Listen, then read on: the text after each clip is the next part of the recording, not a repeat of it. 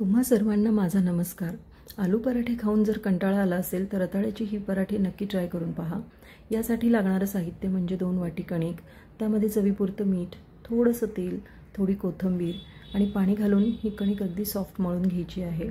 मळल्यानंतर यामध्ये 1 चमचा तेल टाकून तेलाची पूर्ण कणकेला ग्रीसिंग करून 15 ते 20 मिनिटं हे आपल्याला बाजूला ठेवून द्यायचं आहे।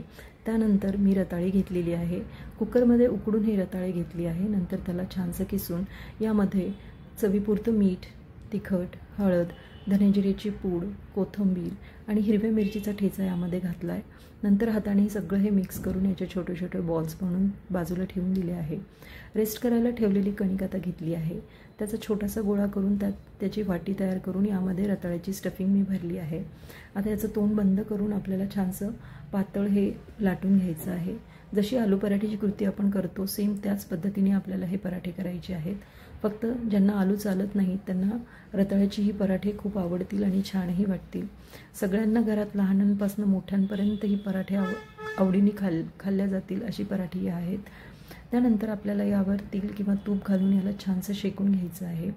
उपासाला जर ही पराठे खायचे असेल तर शेंगाड्याचं किंवा राजगिऱ्याचं पीठ तुम्ही घेऊ शकता आणि याच पद्धतीने तुम्ही हे पराठे तयार करू शकता। आता खरपूस भाजून हे पराठे तयार करून घ्यायचे आहे। सर्व करताना आपल्याला एका प्लेटमध्ये हे गरमागरम पराठे घेऊन यावर तुपाची धार सोडायची आहे। हिरवी चटणी किंवा सॉस यासोबतही आपण हे पराठे खाऊ शकतो किंवा दह्यासोबतही पराठे अगदी छान लागतात। नक्की एकदा तरी ट्राय करून पहा।